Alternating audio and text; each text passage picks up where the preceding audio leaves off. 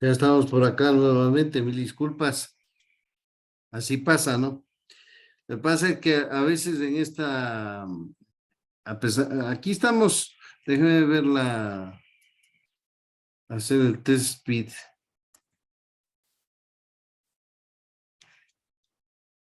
Supuestamente Se colgó estamos, otra vez, Inge. ¿qué tal? No le escuchamos, Inge. ¿No me escucha? ¿No me escuchan? A ver, vamos a ver.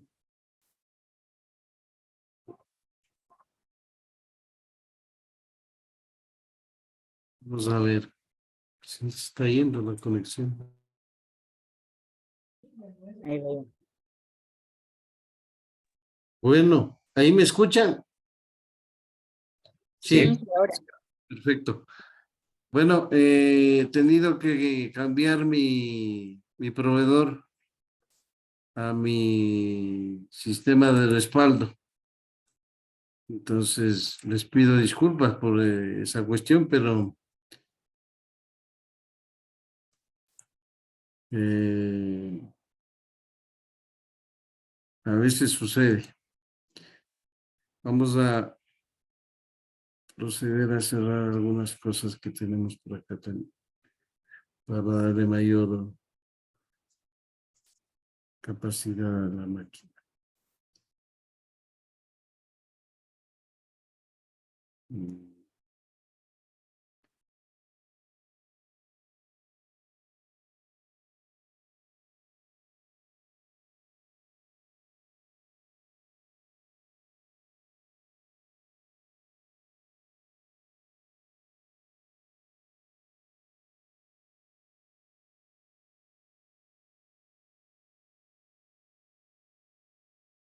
Ya.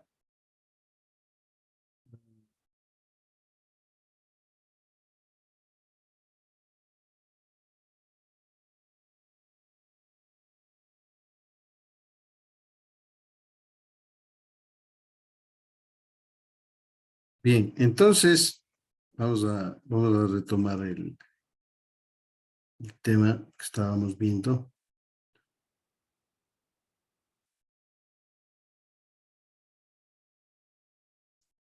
Dejemos esto que se ejecute en background.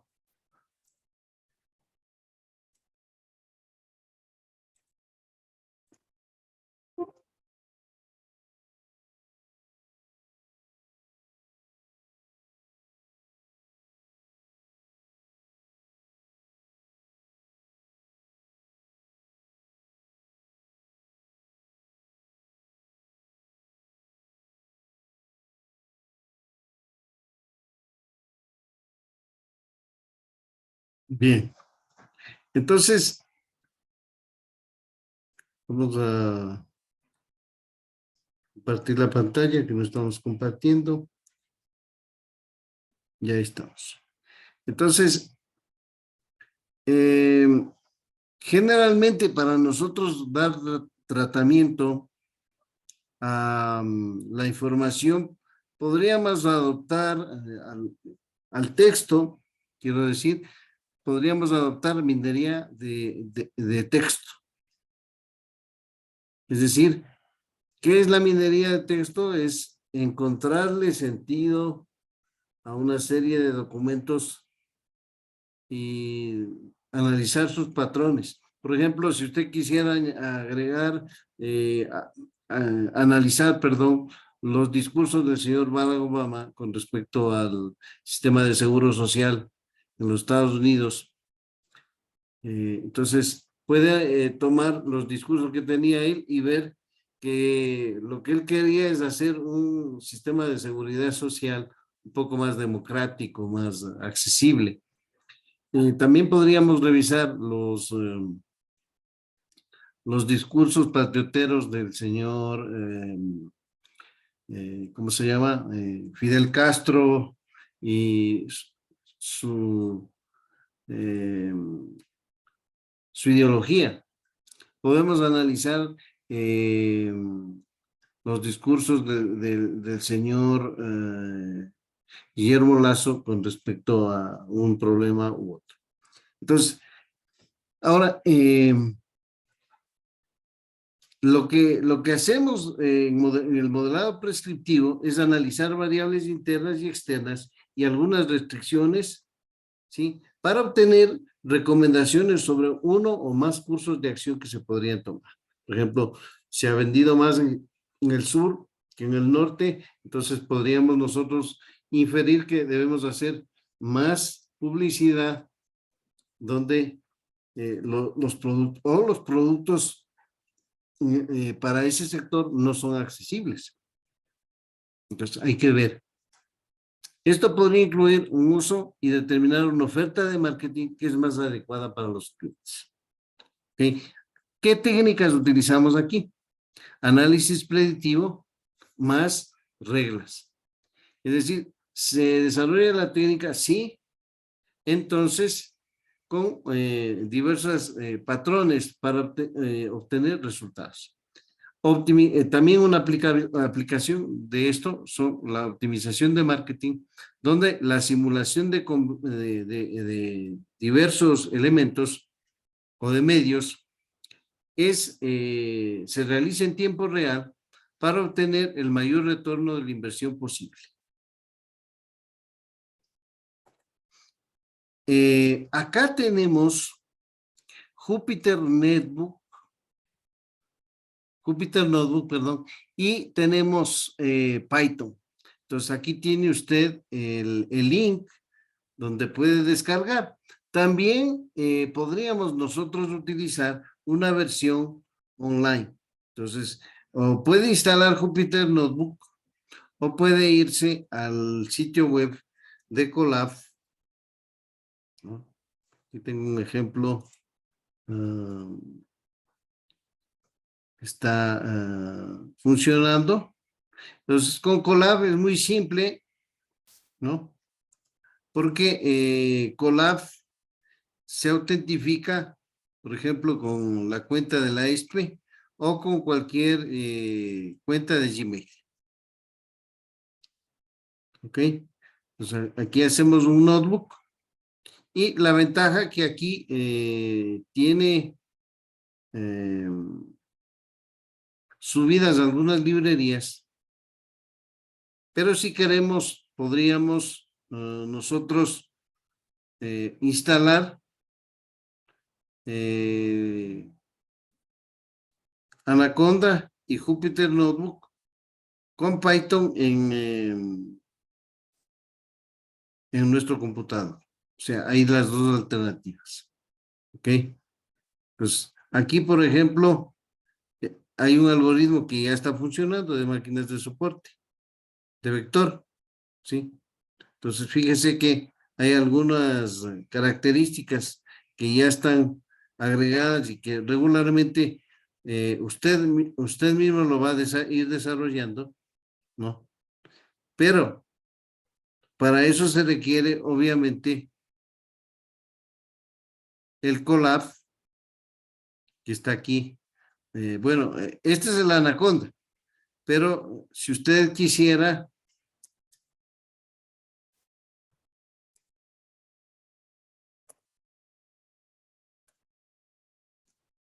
dice, bueno, Google Colab,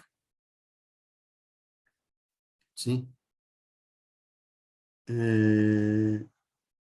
Cancelamos. Y así va a salir el Google Colab. Lo único que hay que hacer es, bueno, autentificarse. ¿Sí? Aquí podría añadir otra cuenta. No lo voy a hacer porque... Y aquí tengo algunas ventajas, ¿no? Por ejemplo, tengo tutoriales, tengo la explicación de ciencia de datos, machine learning, entre otras cosas. Entonces, por favor, cuando usted haga lo que aquí vamos a copiar. Este es el video para cómo instalar Jupyter Notebook y Python.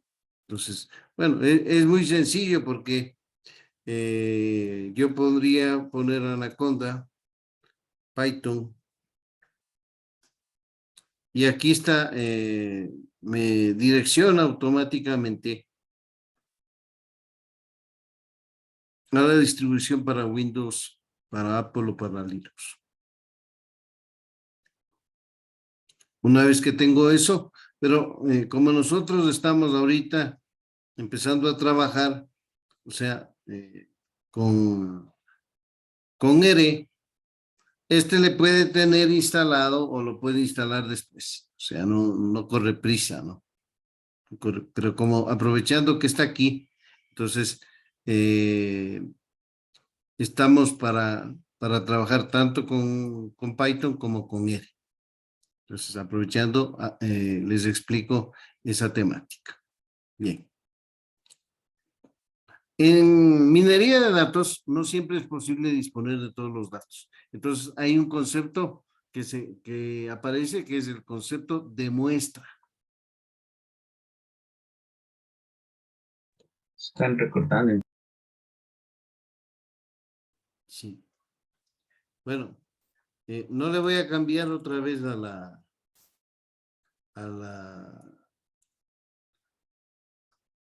hasta no tener un poquito más de estabilidad. O sea, solicitamos ahí comprensión de parte de los estudiantes.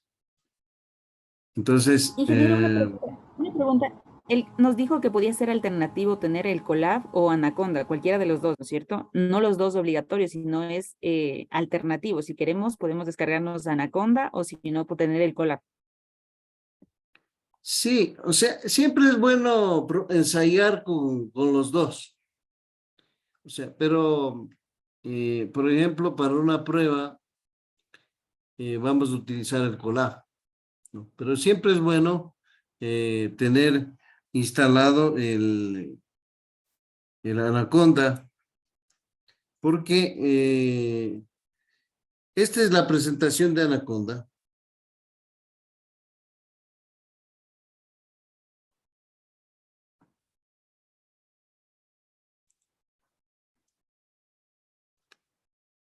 Y tiene mucha versatilidad y le da bastante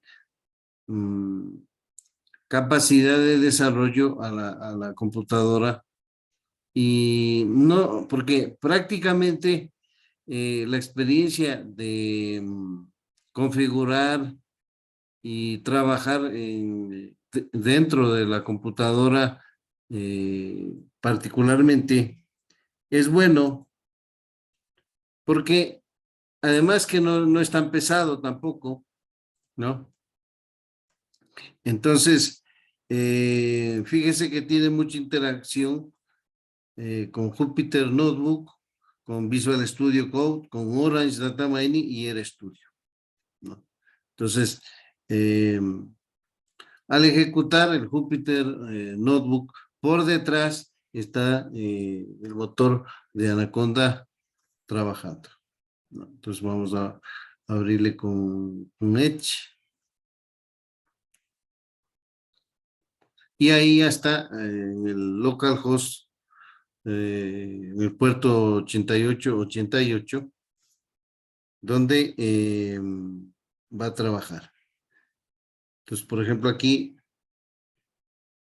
voy a mostrar una parte para que usted lo vea cómo está funcionando dentro de mi máquina. Lo mismo puedo hacer yo, obviamente, en Colab, ¿no? Pero regularmente yo, particularmente,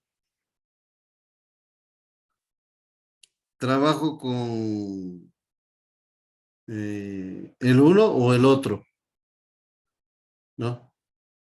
Aquí este es un trabajo donde se visualiza la imagen se visualiza como una secuencia de matriz. ¿Hecho? Y aquí utilizamos la representación. Y para el procesamiento de imágenes nosotros utilizamos las matrices. ¿Ok? Entonces la respuesta es que si bien podemos nosotros utilizar Colab,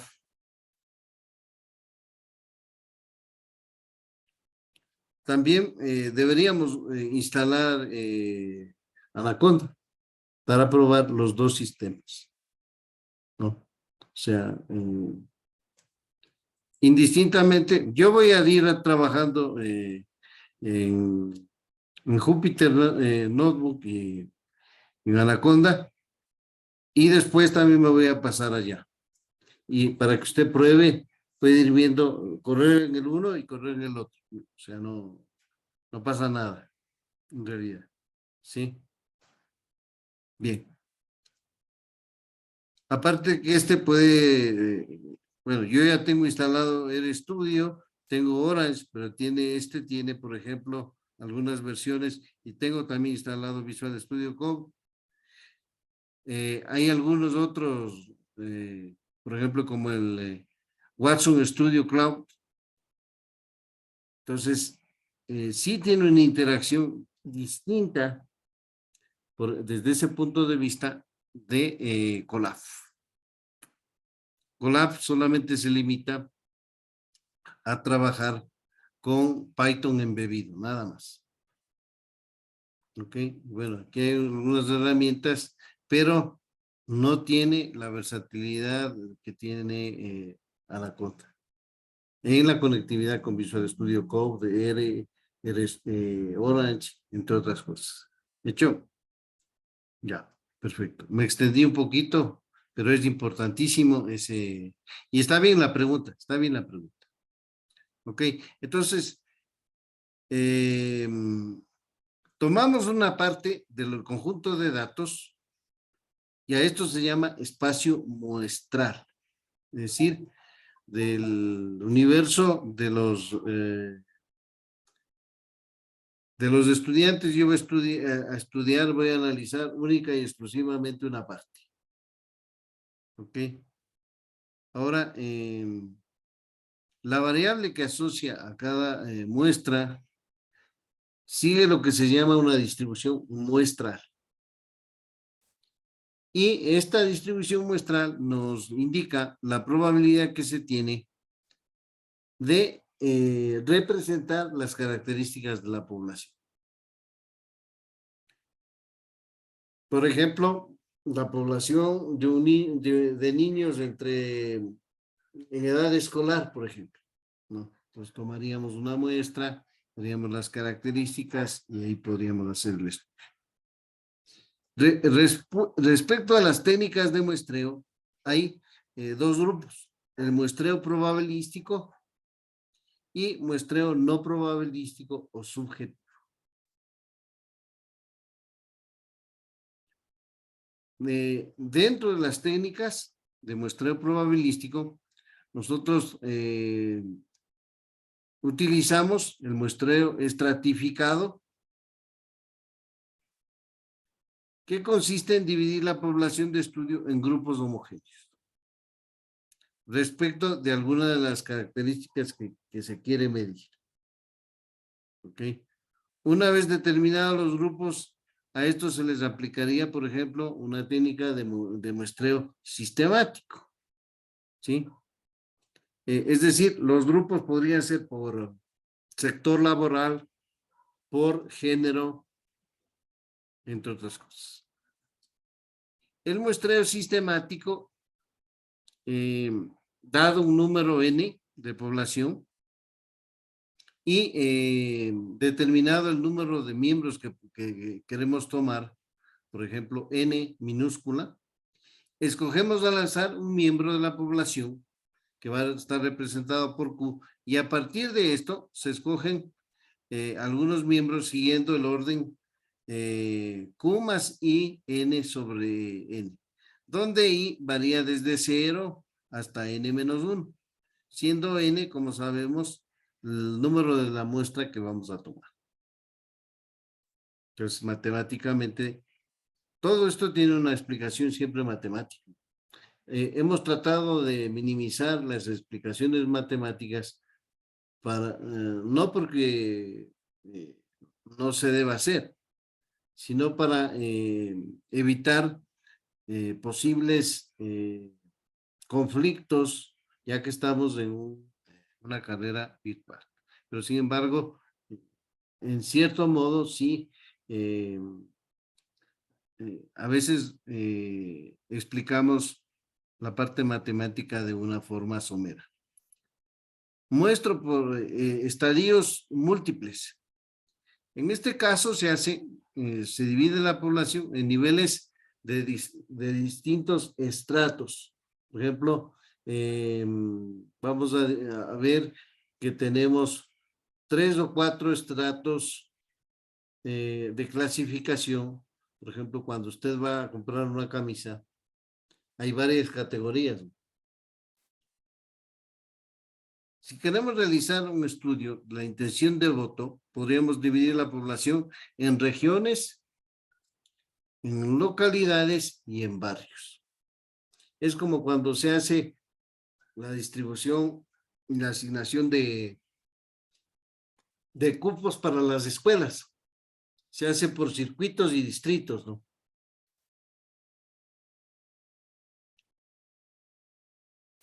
Muestra o muestreo por conglomerado. Esta técnica está indicada para poblaciones que de una forma natural se encuentra dividida en grupos y que contiene toda la variabilidad de la población. O sea, ya de por sí esa variabilidad está inmersa dentro de ese grupo y el estudio de uno de los grupos es suficiente para inferir o extrapolar los resultados. ¿Qué significa inferir o extrapolar? Es decir, que si yo tomo una parte de la población y hago un estudio, ese estudio me sirve para toda la población. ¿De hecho? ¿Preguntas ahí? ¿Novedades? Inge, ¿cuál sería la diferencia entre los últimos dos muestreos? Que no me quedó muy claro entre los últimos dos, entre eso, por niveles múltiples y por conglomerado. Ya. Aquí, por ejemplo, nosotros decimos en estadios múltiples, tenemos N niveles, ¿no? N niveles. Es decir, por ejemplo, tenemos, vamos a dividir a la población. La población, vamos a decir, la que tiene un trabajo fijo, la que tiene un emprendimiento y la que está sin trabajo. Son tres estadios o tres estratificaciones que yo le doy, ¿no? Ahora, el conglomerado, ¿sí? Entonces, por ejemplo, un conglomerado, diríamos nosotros, de la población de los niños entre 5 y 10 años, ¿no? Entonces, ese estudio, cuando yo realizo el estudio de, por ejemplo, de la captación de una enseñanza o del nivel de aprendizaje, más específicamente, cuando yo tomo ese grupo, ¿sí? Ese grupo es suficiente para extrapolar la muestra que yo tomé y el estudio que yo tomé. O sea, sobre ese tamaño, sí, en algunos casos los estadios múltiples podrían ser divididos en otras subclasificaciones. Este conglomerado no puede ser dividido en otra subclasificación. Esa sería la diferencia principal entre el estadio múltiple y el conglomerado. Porque al tener el conglomerado, por ejemplo, yo podría estudiar la población indígena, por ejemplo, ¿no? Y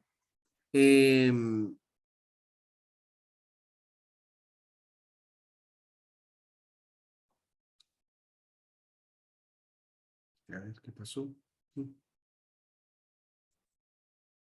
Ya. La población indígena. Y esa población indígena sí puede ser dividida en otros estratificación, porque hay varios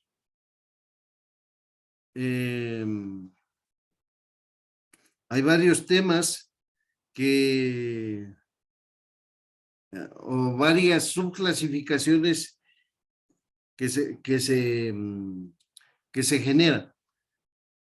Pero si tuviéramos el conglomerado y vamos solamente, por ejemplo, a la población de Imbabura, a la población indígena de Imbabura, esa ya no admite otra subclasificación. ¿Hecho? Sí, Inge.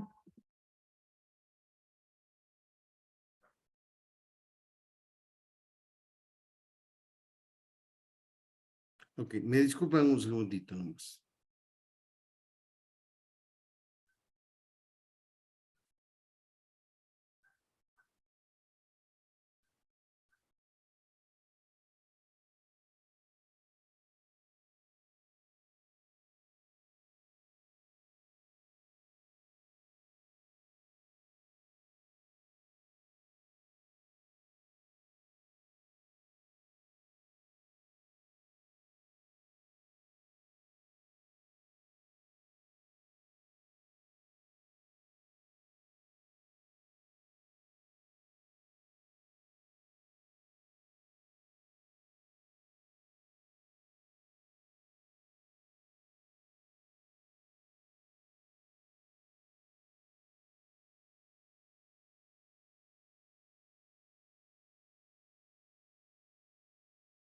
Ya. Bien. Vamos entonces con la siguiente etapa. Técnicas de muestreo no probabilístico o subjetivo. Cuando no es posible determinar la probabilidad de extracción de una determinada muestra, o también cuando hay varios elementos de la población que no tienen la posibilidad de ser seleccionados, estos se denominan individuos fuera de cobertura, o sea, no están cubiertos, no están representados por una muestra. Entonces, como la selección de estas muestras no es aleatoria, tampoco aplica el concepto de estimación de errores, es decir, cuando yo digo, bueno, voy a tomar esta muestra, pero como no se puede efectivamente determinar, provoca un sesgo en la selección. Por ejemplo, si usted dice, a ver, vamos a clasificar la producción de café, ¿no? Entonces, usted empieza a clasificar, pero por ahí hay alguna plaga y no le puede clasificar de forma apropiada, lo cual provoca una distorsión porque la muestra tiene limitaciones, ¿sí? Porque no representa si el café está maduro o si el café ya está listo para ser cosechado. Entonces, hay algunas técnicas importantes de muestreo. Entonces, el primero es el muestreo por cuotas.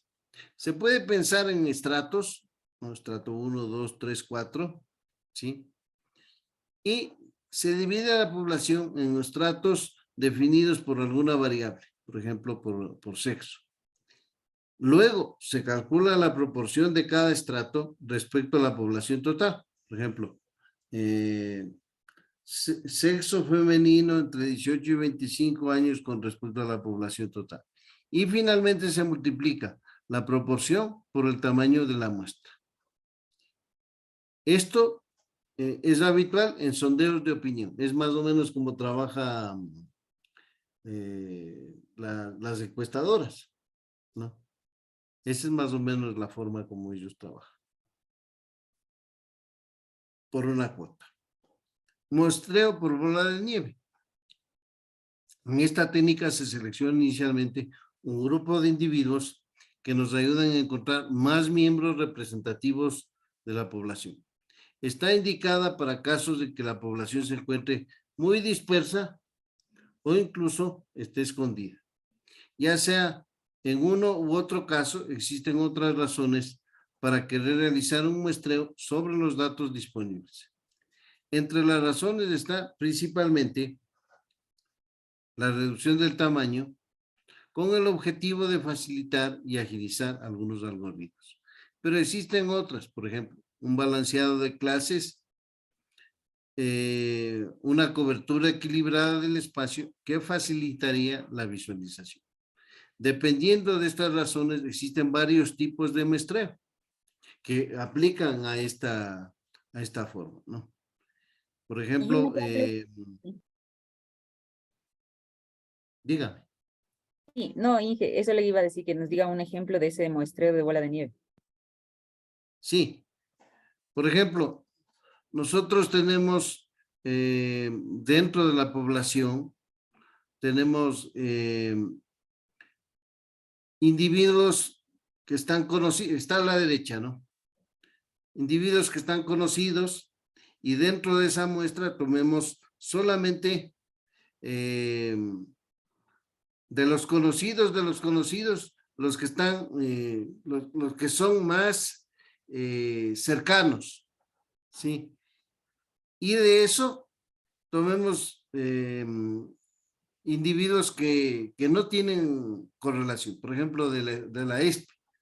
Por ejemplo, hay gente que se le conoce porque trabaja en otra facultad, porque estudia en otra facultad. Y a través de eso, yo le conozco al primo del hermano de una persona que estudia en ingeniería civil. ¿De hecho? Entonces, eso va como siendo una cadena. Entonces, podríamos tomar esa muestra y podríamos, es como la red social. Los que le siguen a Piqué y los que le siguen a Shakira y los seguidores de los seguidores de Piqué y los seguidores de Shakira, ¿no? Así más o menos es el tema. Entonces es una bola de nieve, porque lo uno lleva a lo otro. Pues podríamos decir, podríamos tomar para un estudio eh, las personas que juegan tenis, ¿sí? Y de eso, como esa persona tiene una red social, los que prefieren el tenis, pero y juegan otro deporte. Y podríamos hacer un acercamiento a ese mercado objetivo. El objetivo es las personas que practican algún deporte, además del tenis, por ejemplo, ¿no? O además del fútbol, ¿no? Entonces, ahí va el concepto de bola de nieve. Estratificado, aleatorio estratificado. El objetivo de esta muestra es tener una muestra balanceada con suficientes elementos de todos los estratos. ¿Por qué es importante estas muestras? Para que nuestros sistemas y nuestros modelos aprendan y ejecuten de una manera apropiada los algoritmos, ¿sí? Entonces, lo que podemos hacer para conocer algunos estratos y lograr clasificar estos estratos en algunas clases existentes, ¿no? Entonces, por ejemplo, la forma más sencilla como el SDI le clasifica a una persona es si tiene empleo o no tiene empleo. Si tiene empleo, ¿cuál es el nivel de ingresos? Si el nivel de ingresos supera tal, entonces tiene que pagar tal base imponible. Entonces, ese es pero también se puede hacer de manera aleatoria, si no se conocen los ingresos, ¿no? Y se puede ver más o menos con respecto a un muestreo aleatorio de las personas entre 18 y 45 años que en los últimos 3 años han tenido un ingreso X. Entonces, de esa manera trabajaría el estratificado. Ahora, podemos dividir en número de estratos y a veces puede pasar que no tenemos suficientes ejemplos, ¿sí? Si se da esta situación, lo que hay que hacer es un muestreo aleatorio simple y reemplazar los grupos que están menos representados. O sea, es decir, tiene que haber un número X, porque aquí, por ejemplo, hay muy poquitos triángulos, ¿sí? pero hay suficientes rectángulos y cilindros, ¿no? Entonces, la muestra debe ser bien distribuida. Es como en el caso de que yo le quiero enseñar a la máquina que aprenda lo que es un perro, pero solamente le entrené con perros pastor alemán. Entonces, cuando yo le pongo un pequinés, entonces el perro no va a ser reconocido por la máquina. Entonces, he ahí la importancia del balance de las muestras. Muestreo de grupos. El muestreo de grupos consiste en elegir solo elementos de unos grupos. O sea, solamente vamos a estudiar las personas que viven en la costa, en la playa, cerca a la playa. El objetivo de este muestreo es generalmente descartar ciertos grupos que por diversas razones pueden impedir la obtención de buenos modelos. Por ejemplo, yo voy a estudiar la incidencia de la salinidad en las personas que viven cerca de la playa. Entonces, no me sirve la gente que está viviendo en la costa, está cerca de la ciudad o que vive en la ciudad o en las urbanizaciones. Pero sí me sirve las personas que tienen su casa a 200 metros de la playa, por ejemplo. Entonces, ahí ellos tienen un mayor nivel de incidencia y podemos hacer un estudio, por ejemplo, de las vías respiratorias, de las enfermedades respiratorias, etcétera, y del beneficio que tiene el estar cerca a la playa. Exhaustivo. Se trata de una, digamos, por decirlo así, una especialización del muestreo estratificado. Y lo que se hace es, para atributos numéricos normalizados, se genera al azar un valor de intervalo. Para los atributos nominales, se genera al azar un valor entre los posibles. Por ejemplo, un atributo nominal, ¿sí? Puede ser, por ejemplo, la categoría mejor dicho, el rango militar de una persona, ¿no? Entonces, hacemos un estudio desde subteniente hasta mayor, por ejemplo. Y hacemos, si es que esa muestra no es lo suficientemente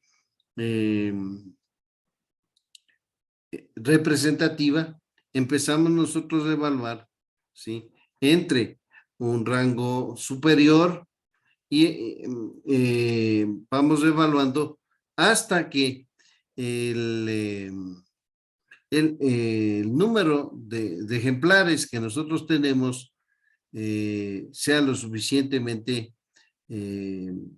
consistente. Es decir, ese es un muestreo exhaustivo. Vamos probando para ver si es que el número n, ¿sí? Tiene incluido suficiente número de muestras para que de una u otra manera representen al universo genérico de las muestras. Muestreo exhaustivo. Inge, la N mayúscula es la población y la N minúscula es la muestra, ¿verdad? Así es como dijimos al inicio, la N mayúscula es la población general y la muestra que nosotros tomamos es la N minúscula. Aquí tenemos un ejemplo de aleatorio simple, estratificado por grupos y exhaustivo, ¿no? Entonces, visualmente nosotros podemos ver cómo se realizan este tipo de clasificaciones, ¿sí? Una muestra punteada con el vecino más próximo, que también nos sirve a nosotros para especificar algún patrón que podamos encontrar dentro de la muestra o característica especial. Entonces, ahí podemos verificar. Este es un libro de Hernández. Ese libro aclara todas las dudas que uno podría tener sobre este tipo de muestreo, ¿no? En realidad, puede ser de que a usted le toque hacer algún muestreo en algún momento, pero en la generalidad, para un estudio específico, ¿no? Pero en la generalidad, nosotros vamos a tomar los datos de la empresa y ahí podríamos estratificar, podríamos hacer un muestreo aleatorio. También podríamos hacer nosotros la división en grupos, ¿no? Y los otros tipos de muestreo van a servirnos como una base teórica, ¿no? Entonces hay que tomarlo esto desde ese punto de vista, ¿ya? Ahora, ¿para qué preparamos los datos? Los datos generalmente vienen con problemas, con errores. ¿Qué errores podrían tener? Imaginémonos por un momento que usted está tomando muestras de un invernadero. Del invernadero nosotros vamos a tomar la temperatura y la humedad. Son dos tomas más. Temperatura y humedad. Como aquí suceden cosas como la que nos pasó hace un momento que se fue la conexión a internet, en la zona rural regularmente se va la energía eléctrica. Entonces, ¿qué es lo que sucede ahí? Que todas las tomas se dieron hasta que se fue la energía. ¿No es cierto? ¿Ya? Entonces, ¿cómo se dio ese corte? No fue posible tomar las medidas de temperatura y humedad por un lapso de 30 minutos, vamos a decir. Entonces, ¿qué se hace aquí? Se recurre a un modelo que significa la limpieza de la data o data clean. Probablemente la técnica que vamos a utilizar sería la media, la mediana, ¿sí? O podría ser valores máximos o mínimos que hemos encontrado en el mismo periodo de tiempo, es decir, por ejemplo, entre las 8 y las 10 de la noche, donde se fue la luz en los días de la misma semana o de la semana anterior, para no alterar la variabilidad mayor de los datos. Entonces, ahora, eso puede suceder no solamente con los sensores, puede suceder con valores que tenemos nosotros al interior de la empresa.